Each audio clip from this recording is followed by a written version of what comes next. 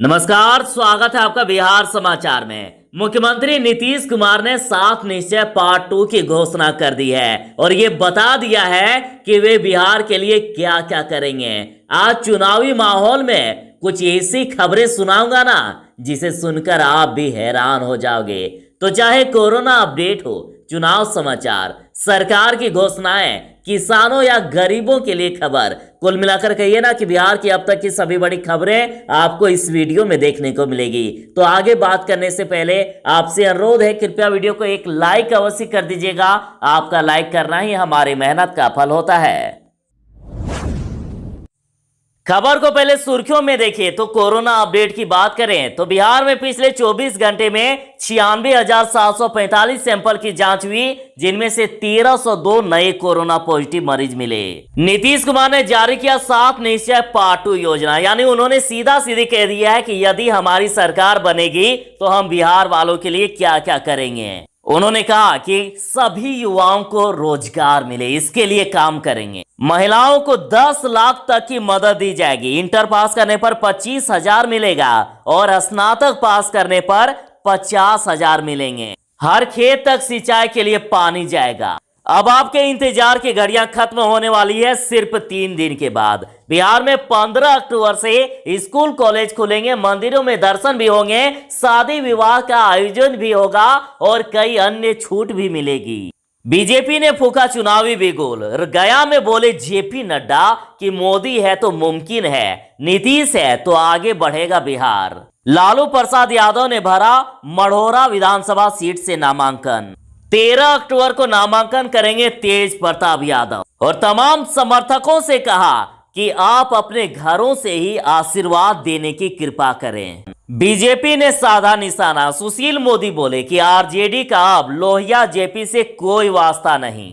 BJP का सवाल कि एनडीए की एकता का मुकाबला कैसे करेगा दरका हुआ विपक्ष, और दावा किया गया है कि एनडीए प्रत्याशियों के सामने कोई है ही नहीं। गया में बोले जेपी नड्डा कि किसान कानून लाकर पीएम मोदी ने किसानों को आजाद किया। बीजेपी का तंज कि बिहार में कौन सी शिवसेना चुनाव लड़ेगी, बाला साहेब वाली या कांग्रेस के इशारे पर चलने वाली पार्टी। बिहार में कोरोना का खतरा खत्म नहीं हुआ है। एक सर्वे में खुलासा हुआ कि भागलपुर समेत बिहार की बड़ी आबादी अब भी कोरोना संक्रमण की जद में। आरजेडी ने साधा निशाना और कहा अपराध पर एनडीए नेताओं का दोहरा चरित्र। बिहार सरकार ने दुर्गा पूजा को लेकर जो गाइडलाइन जारी की है उसके अनुसार ना मेले लगेंगे ना ही भव्य पंडाल बनेंगे, लेकिन चुनाव की बात करें तो चुनाव की मैदान में पंडाल भी बनेंगे। जितने चाहे लोग आ सकते हैं, बशर्ते मैदान उसी हिसाब से बड़ा होना चाहिए, और इससे लोग नाखुश हैं। और देखिए बीजेपी के स्टार प्रचारकों की सूची जारी। पहले नंबर पर पीएम मोदी, अमित शाह और योगी आदित्यनाथ भी शामिल। तो चलिए बात करते हैं खबरों को विस्तार से। नीतीश कुमार ने जारी किया 7 निश्चय पार्ट 2, यानी माननीय मुख्यमंत्री जी ने यह कह दिया कि यदि बिहार में इस बार अगली सरकार फिर से बनेगी तो बिहार वालों को क्या क्या देंगे।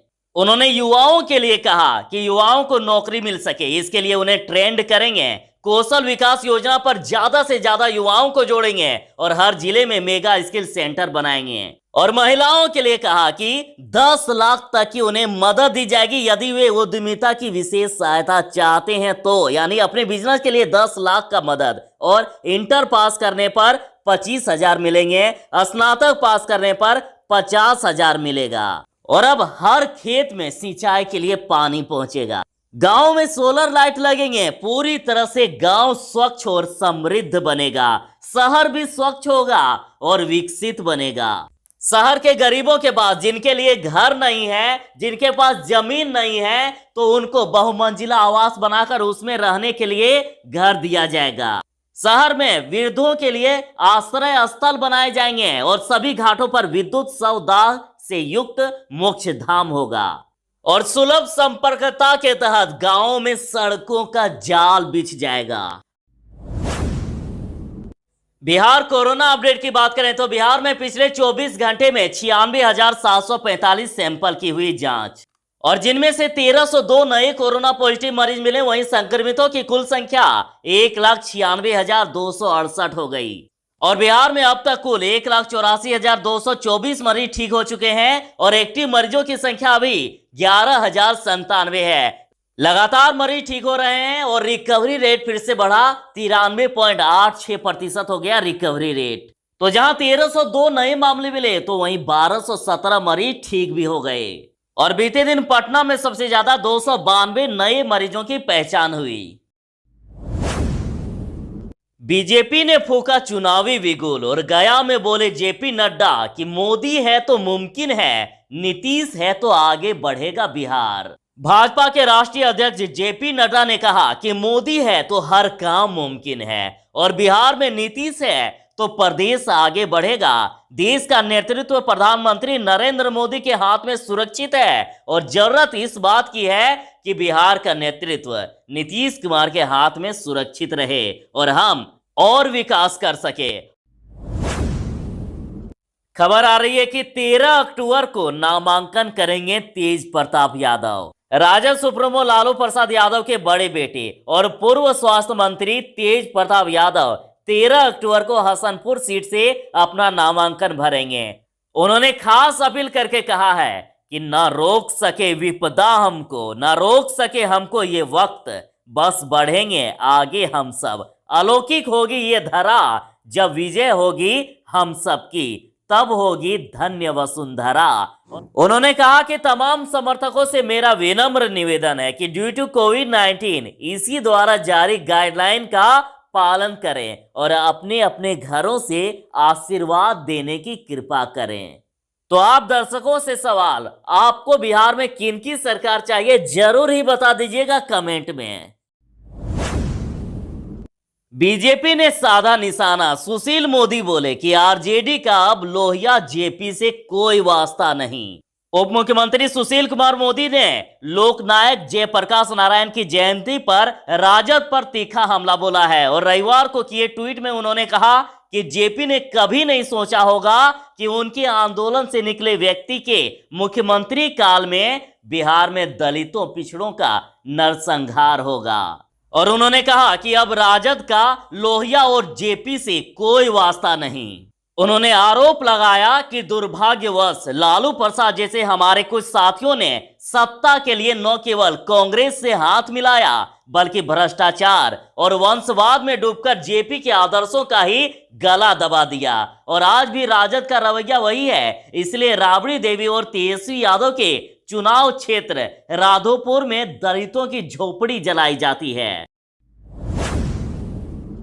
राजद के प्रदेश प्रवक्ता चितरंजन गगन ने एनडीए नेताओं पर निशाना साधते हुए कहा है कि कोई व्यक्ति जब तक एनडीए में रहता है तब तक वह पाक साफ और गंगा के समान पवित्र रहता है और एनडीए छोड़ते ही उसे अपराधी बता दिया जाता है। राजद प्रवक्ता ने कहा कि अभी एडीआर की ताजा रिपोर्ट में कहा गया है कि पिछले 15 साल में भाजपा द्वारा भी ज्यादा आपराधिक छवि वाले लोगों को टिकट दिया गया है और जदयू भी पीछे नहीं है।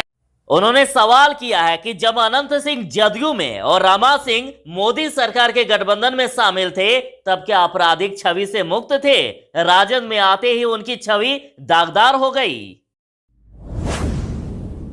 बीजेपी का सवाल कि एनडीए की एकता का मुकाबला कैसे करेगा दरका हुआ विपक्ष। पथ निर्माण मंत्री और भाजपा के वरिष्ठ नेता नंद किशोर यादव ने कहा है कि विधानसभा के चुनाव में एक ओर एनडीए की चट्टानी एकता है तो दूसरी ओर दरका हुआ विपक्ष दावा किया है कि एनडीए प्रत्याशियों के सामने कोई है ही नहीं।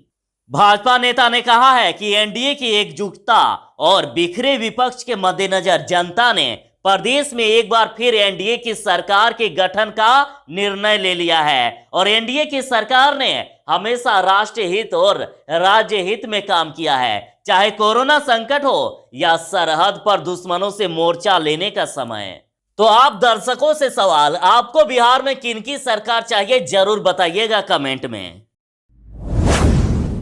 जैसे आप दुर्गा पूजा में भव्य पंडाल देखते थे, लेकिन इस बार वैसा पंडाल नहीं बनेगा, इस बार सिर्फ चुनावी पंडाल बनेंगे।